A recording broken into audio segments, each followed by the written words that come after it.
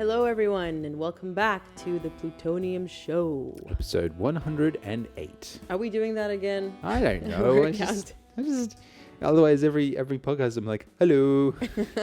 Well, it can be our thing. Thank you all so much for joining us. We are back on the usual schedule of Monday uploads, which works out a lot better for us. So Yes. hopefully, people just stop doing things on Monday, okay? Stop. Yes. Because then we have to talk about it on Tuesday in Australia because it happens overnight. So Have consideration for our upload schedule, please. because the world revolves around us. Yes. So, boy, do we have a treat for you today. We are going from the frivolous to the serious. So we're covering all bases today. Let's start off with the most recent.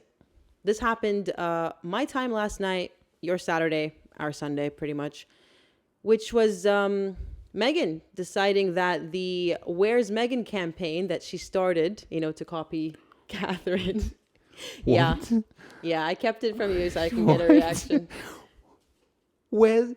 Yeah, and there was a whole newspaper front cover. Where's Meghan? Where's Meghan? In our faces every day. She won't go away. It's like, saying, it's like, I don't know. Where's the traffic in New York? She is so out of touch. But at the same time, it's so Meghan. It is. And it's funny because people picked up on it and other YouTubers were saying, oh, where's Meghan? Where's Meghan? And I was like, are you serious? You're going to fall for this? This is clearly orchestrated. It's clearly yet another. Have you guys seen my video, The Obsessed? It was from late last year around, are you putting it up here? I'm putting it up here. One of these days we'll get like magic sparkles around the finger and the video will magically appear. It's so funny because when I'm editing, I actually try to line up the thumbnail with your little outline. Yeah. So I made a video about how Meghan Markle is obsessed with Catherine and her whole life right now is either copying her or her dead mother-in-law. And this was clearly another one of her little stalking sessions of, oh, the world went crazy when Catherine disappeared because she went through major abdominal surgery, lest we forget. And then turns out she had cancer, which thank God she is now free of. But she didn't orchestrate it, Meghan. And furthermore, that whole Where's Kate thing was abusive. It wasn't even something that Catherine wanted or coveted. So yeah, anyways, it didn't work because Meghan, first of all, no one cares where she was. Literally every time, which, it was very scarce, this Where's Meghan thing came up, the comments from people were, who cares? Yeah. In fact, the point of Meghan not being around is that the world would be at peace. Exactly. Right? We would have this, there would be less noise of these people who think they're all that, walking around like they're the best thing since sliced bread, which everyone now detests them for. Everyone borderline hates. In fact, some people probably actually hate them because they won't go away. It's the complete opposite. But typical Meghan, of course, she's going to be there thinking, well, Kate probably made this up so she could get attention because it's what Meghan would do, right? Exactly. And of course, she can't understand that people were naturally concerned for Kate. Yep. Catherine. For Catherine, sorry. It's all right. So she pops up at a LA Children's Hospital gala to raise money for the LA Children's Hospital. Now, I don't even know where to start. I mean, never in a million years. And look, I know I say this all the time. I'm not a fashionista, but I don't know. Something about Meghan brings out the inner fashionista in me, okay? Okay, this is not normal for me. I don't notice things. I don't nitpick. I don't really care. It probably reflects on the way I dress myself. But never in a million years. I thought it was photoshopped last night when I saw her on the red carpet. I swear I thought someone just put her face on an old photo of the dress, even though it's been changed. But I never thought I'd see that dress again. Now, I showed it to you, so you know You what... did. Yeah. I'm sitting there eating breakfast, and she just, no warning, shows me this face, and I'm just like, what?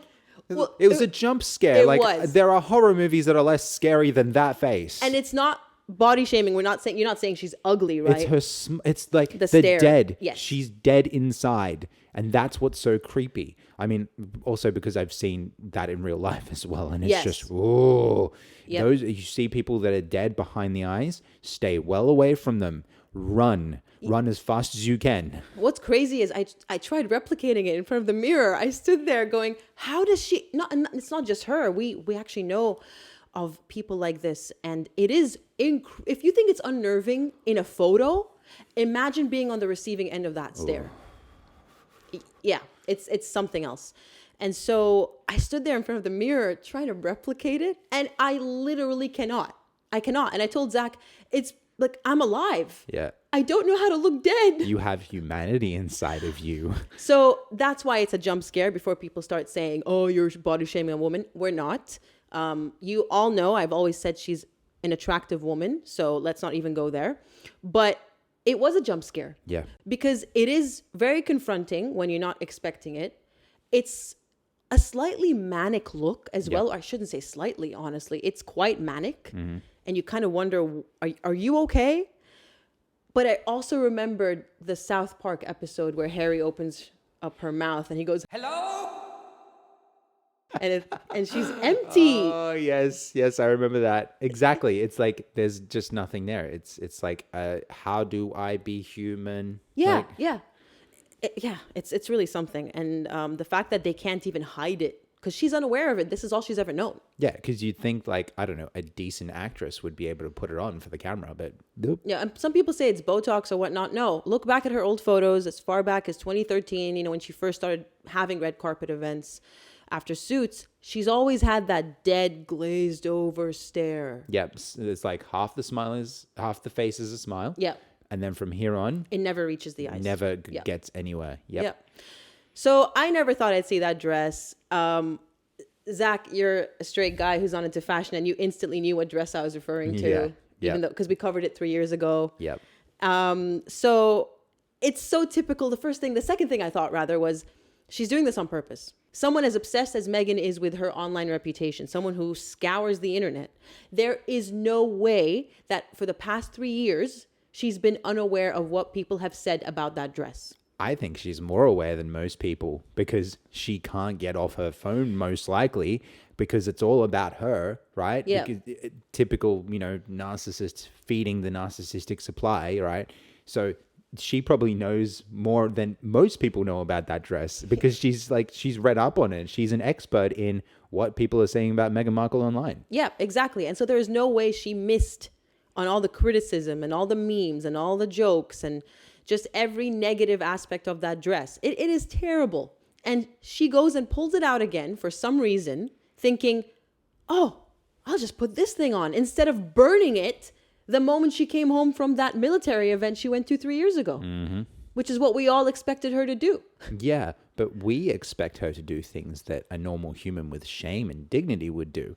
I mean, look, burning a dress isn't exactly the thing to do, but if you were shamed that much on the world stage, you'd be like, I don't want to wear that dress again, because even if I did wear it, it would just remind people of the last time I wore it, which is kind of what's happening. Well, the thing is, we all know Meghan is shameless. I mean, I was actually surprised she showed her face because, after everything that's happened over the past few weeks with the Hollywood Reporter reigniting the bullying allegations, her incredibly embarrassing denial, with that Us Weekly article where she pulled out her former and current employees to sing her praises, that never fails to make me cringe. I'm a good person. I haven't done anything wrong. But the thing about these people, if you've had experiences with them in your real lives, is they truly are shameless. Yep. It's not just Meghan. It's a it's a primary quality of theirs where no matter what they do, they can sexually assault you in your sleep and they'll still show up the next day like nothing's happened. Yep. They know everyone knows what they did and they'll still show up the next day like nothing's happened. Mm-hmm. It's quite harrowing to witness because other people would be like, oh my God, Yep. I've been outed. Yeah, it's stranger than fiction. It's one of those things that you couldn't come up with in a million years, and then you see it before your eyes. You see someone do something so appalling and then pretend like nothing happened. And then you realize that some people are just not normal. Yeah. Some people are willing to go lower than anyone else is willing. And it's terrifying to know there are people like that. They're missing more than a few screws in their head. Yeah. So for all of you saying she's shameless, now she absolutely is, the very definition of it. When I typed in her name today just to make sure I've got my news all squared away just before the episode, I was met with the usual expected torrent of Meghan Markle stuns in red dress. All eyes on Meghan Markle. Meghan Markle re-wears one of her most glamorous gowns. I was trying to find legitimate news, and I was met with that. That's the problem, right? When you talk about legitimate news, it's like, where is it anymore? Yeah. It's so hard to find people who can give an opinion where that opinion hasn't been paid off by someone. Hey, we're paying you to think this. We're paying you to write this for us. So I hope someone's keeping a list of all the people that are willing to talk positively about Meghan Markle, because every one of those people can't be trusted now. No, absolutely. And it's funny, they say stuns, right? Stuns is right. It was stunningly shocking that it was pulled out of her closet again. Yeah, it does feel like someone shot me with a taser gun. Now, what's really strange is, according to reports, she literally, so this is, let's understand here. This is a fundraising event for a charitable purpose, the LA Children's Hospital. A lot of people are saying, oh, she was dressed inappropriately. There were children around. There were a few children around. I will say there was this group shot posted by this woman called Lizzie Cundy. Everyone was dressed along the same vein. So it's not like Meghan stood out in an untasteful way. Everyone treated it like it was some kind of a, adult nighttime event, which I suppose it was. But the point I was trying to make was she went home after the photo call. What? After hogging the red carpet. Now, there is a video I'll be playing for you all of her hogging said red carpet. It wasn't enough for her to take photos by herself. She had to then pose with Kelly Zachvin, who looked like she was being dragged along, against her will. Honestly, this is so bizarre. And then later on, she poses with this gentleman here who, I'm sorry, I came across what his position was during my research, but I didn't note it down. So maybe I'll put it up later in writing. And then she had a family. She used the whole family. Oh my God. As well. And as soon as that photo call was done, she was like, all right, bye. I don't know you. I keep saying, it's so typical of her. Everyone's just a prop. Yep. Hey, you can get me clout. Hey, you can get me clout. What on earth? Shameless, no dignity. And then she went home. She went home. She literally didn't even stay for the actual main event for the fundraising bit. I don't know if, obviously these tickets are priced and she had to pay for a ticket unless she was someone's plus one. I don't know the details of that. So if she paid for a ticket, that money presumably goes, towards the fundraising bit. So, okay, you can say that. But when you just show up, and it was a surprise event, and it was a surprise appearance. So people are saying she gate crashed it because no one knew she was showing up. This is exactly what I was just thinking. That was my next thing. I was going to say, wait, was she even invited? Because it doesn't feel like she was. I mean, it's like, yeah, I think that's kind of like, obviously I have no evidence, but that's what I'm thinking in my head makes the most sense, because why else wouldn't you go in, besides the fact that she doesn't care about anyone but herself, even if it's children. But it's so, like, why wouldn't you just go into the event if you're invited? It's bizarre. It's bizarre. Like, did she really show up just to get her photo taken? I think so. I think that's exactly what happened. And I think that if anyone was going to do it, it's Meghan Markle. Now, the highlight of this event, to be honest, or rather of this reporting, isn't Meghan or the dress or using people as props or gate crashing. No. It's the comment section of the Daily Mail article that reported on this news. Have a look at this. I took a few screenshots on my phone earlier, but these have been updated. So here's an example. Today I am re-wearing a pair of pants.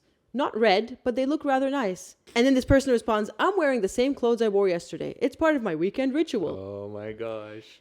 So initially I was confused. And then after a couple of comments, I realized people were basically pretending that she doesn't exist.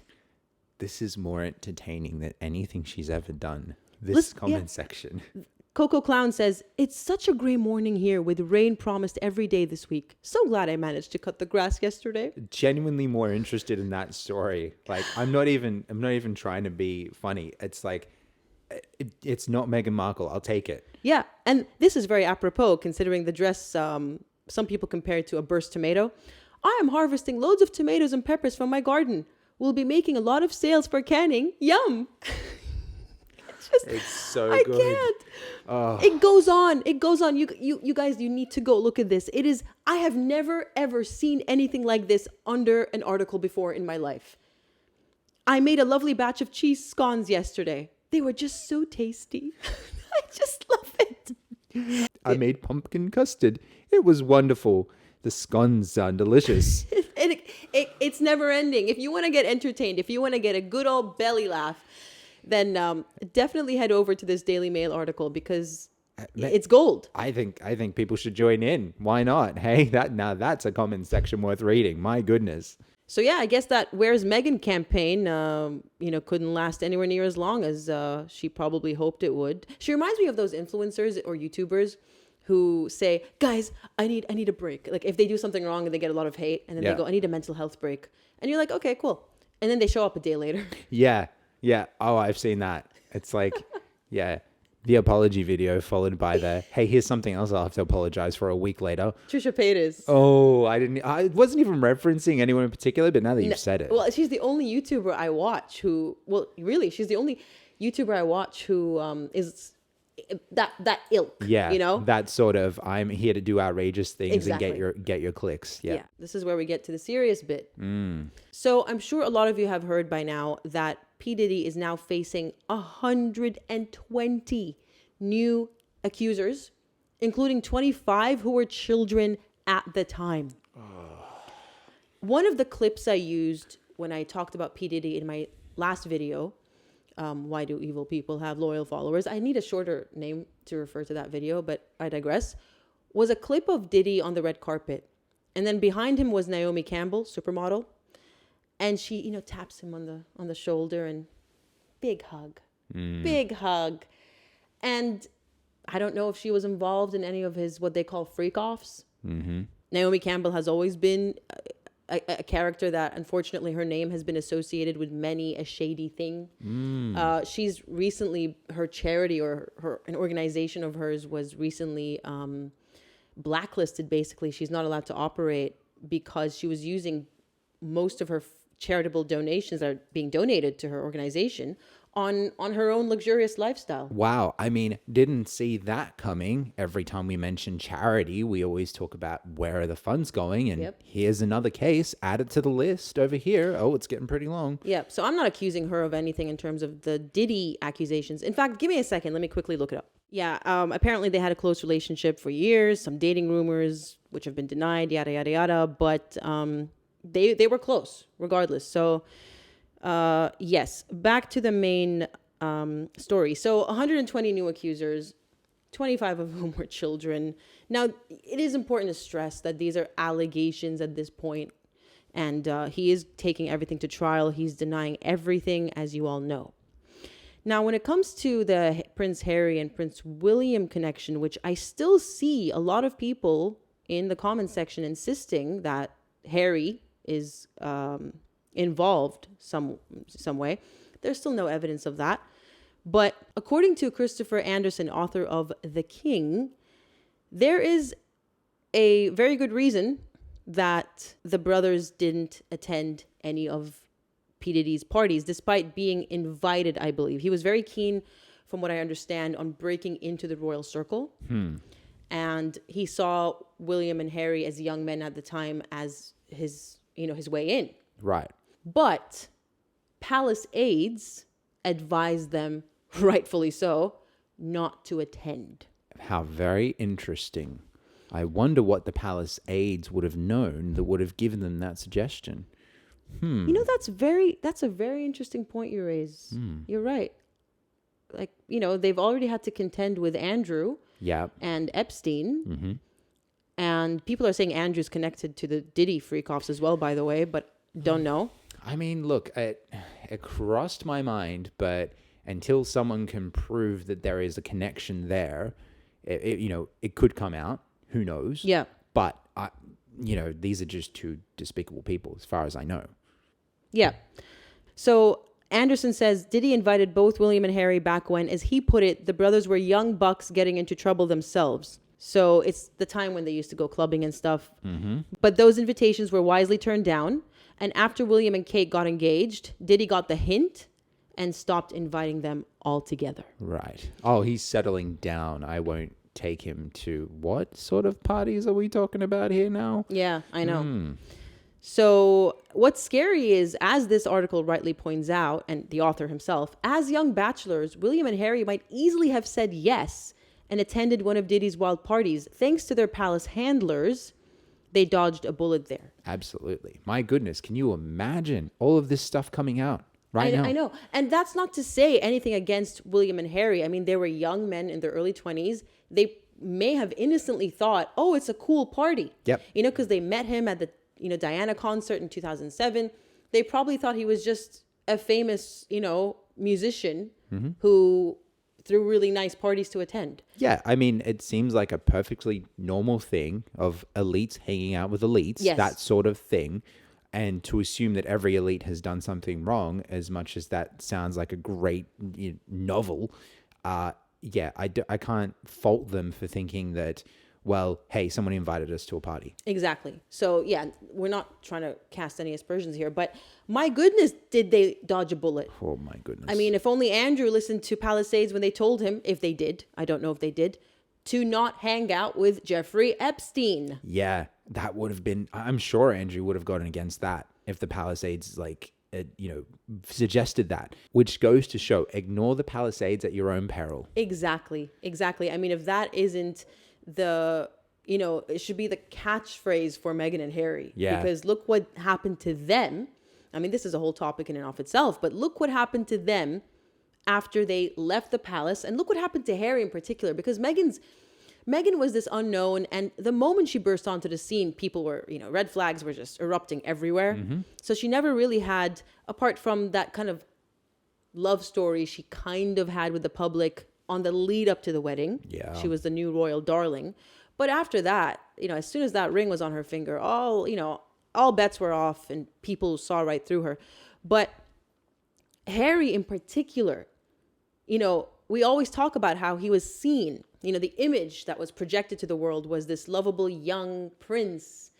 And people, for the most part, fell for it. Yep. I will say I did read the comments under the last podcast last week of a lot of you saying you never did. I was quite young. Before Harry met Meghan, I was a kid, really. So I never paid attention to him. He's kind of not my generation. It's not our generation, really. We're aware of them, but, just completely off our radar. So I never liked him. Yeah. You practically didn't know he existed. No. So, I mean, it's funny, maybe some people who haven't grown up in a Commonwealth country might not understand that there's almost zero association with the royal family. In Australia, at least, we can speak for that. Yeah, that's how I was brought up. It's like, okay, there's a queen. Cool. Thanks. Next. Yeah. Like, it's just part of the world history circle, The only reason I knew about Harry and William in particular was because my mother was very into Princess Diana. Yeah. All this to say, I acknowledge not everyone loved him, but a lot of people did. And that was because of the hard work of the palace aides, as we've said 100 times already. Mm-hmm. And look what happened when he stopped listening to them. As soon as Meghan came into the picture, look what happened. Yep. I'm also curious, this is kind of like a big sort of rhetorical thought, but I wonder if people would have loved him as much had the internet and social media and the ability for every person to put a comment down. I wonder if that love would have been there, because it's almost as if, we're hearing that people loved him, but was that actually a consensus of people, or was that just the media saying, hey, you should love Harry? And I don't know, because obviously we're hearing from people who were there at the time, who would have known about Prince Harry during that time. So I wonder if that's just another media narrative. And now that we can all talk to each other across the world, media narratives can't run as far as they used to. Yeah, that is such an excellent point. Who's to say that he was the lovable prince? Maybe it was just people gathering to see him, and then that was the image we got. That's excellent. I think you may be onto something there. Yeah. So, they've... can you imagine if Prince William was embroiled in such a thing? If he even just innocently went to one of those parties, it would have been awful for them. My goodness. And that's another thing too. I will say that obviously there are going to be people who were around P. Diddy who had nothing to do with what P. Diddy was doing. Yes. But for that, there were also lots of people who probably knew what he was doing. And there are people who definitely knew what he was doing and did nothing. Did nothing. And up until now, where are the A-listers? Yeah. Where is Naomi Campbell? What is she saying about this? Where's Oprah? Yeah. Oprah, who always has something to say about something. Yeah, isn't that interesting, right? Like, she hasn't popped up and said anything? We're No? we're not hearing from anyone condemning him. It is radio silence. Yep. It's bizarre. So you kept quiet when you probably knew what he was doing, and now you're quiet that everything's coming out. And then the lesser known people who are maybe not as famous or not famous at all, like staff members of his or bodyguards who spoke out, some people have apparently been speaking out for years. I believe it. And people call them crazy. Yeah, money chasing, lunatics. Yeah, because how dare you say something about this celebrity that I love for no other reason other than MTV, shove them down my throat. What? Why are we worshipping a celebrity in the first place to the Yes. point where we assume that they are not capable of doing anything wrong? That is such a stain in our society. And I talked about it in a video I made way earlier this year called The Game, if you remember. But basically I talked about how if you're a celebrity, that's it. You're perfect, or things are excusable for you, or you can do no wrong. And if you're quote unquote nobody, which I don't really think anyone's a nobody, by the way. When I say that, I'm just saying I'm not a famous person. That's what I mean. But people who are not famous, I get this so many times in my comment section. Who are you? Yeah. Who are you to say this? As if the fact that I'm not famous, or anyone for that matter is not famous, has no right to speak and to voice their opinions or the truth. And if you want to put your Illuminati hat on for a second, that is exactly the narrative that people who are celebrities and people who are elites would love to push. What I say is important and what you say isn't. Yeah, but the people in the comment section, right, who tell everyone who's not famous, shut up, who do you think you are? Yeah. They're not benefiting from that arrangement. They're not. And that's what's crazy. They've fallen for the lie. They've fallen for the oldest trick in the book, which is just because I have a crown on my head, or just because I have robes on my shoulder and a cross around my neck, everything you say and do is lesser than me. And by the way, Zach is a Christian, so you're not trying to offend any Christians. No, I'm not. I'm talking about the old church, and we all know what the old church was up to. The Inquisition era. Exactly. Yeah, which, again, made a video about it back in May. I can't, like... No, don't do it I'm all not the gonna time. do it Don't all the do time. This is the thing. I can put up cards. Yeah. So you literally don't have to do it all the time. Yeah. I skipped the last one. Yeah, because I'm going to get sick of it. I skipped the game. I'm going to be like, Zach, okay, like off camera, basically, I'm going to be like, Zach, you need to cut that shit out. Yeah. It's all right. I'm self-aware. So, it's just insane how you don't have a seat at the table with the elites, and yet you are doing their bidding. It doesn't make sense. Once again, why do evil people have loyal followers? Mm-hmm. Yep. Well, one thing I will say, how did that work out for the royal family in France? Oh, yeah. Yeah, because not too well. You can only push it so far. Not too well. So, yeah. Anyway. All right. I guess we're going to end it there on that low note. Jeez, Zach. Well, it's a warning against the elite. Way to ruin this video. We're meant to be lighthearted escapism. Gosh. No, but I completely understand what you're saying. The elites running this plutocracy, which I'm so sad that the name Pluto is associated with that form of, government, I suppose. But everything is part of a cycle. And a cycle always starts off with, yay, look at us, we're benevolent leaders. And then they go corrupt. Mm-hmm. And then they're taken down. Yep. So I suppose, they can keep going this way at their own peril. I'm not saying anything. I'm not trying to incite anything. I'm literally speaking from a historical perspective. Yep. That's how it always turns out. It's true. So, yeah. All right. Wow. This podcast just doesn't want to end on a light note, does it?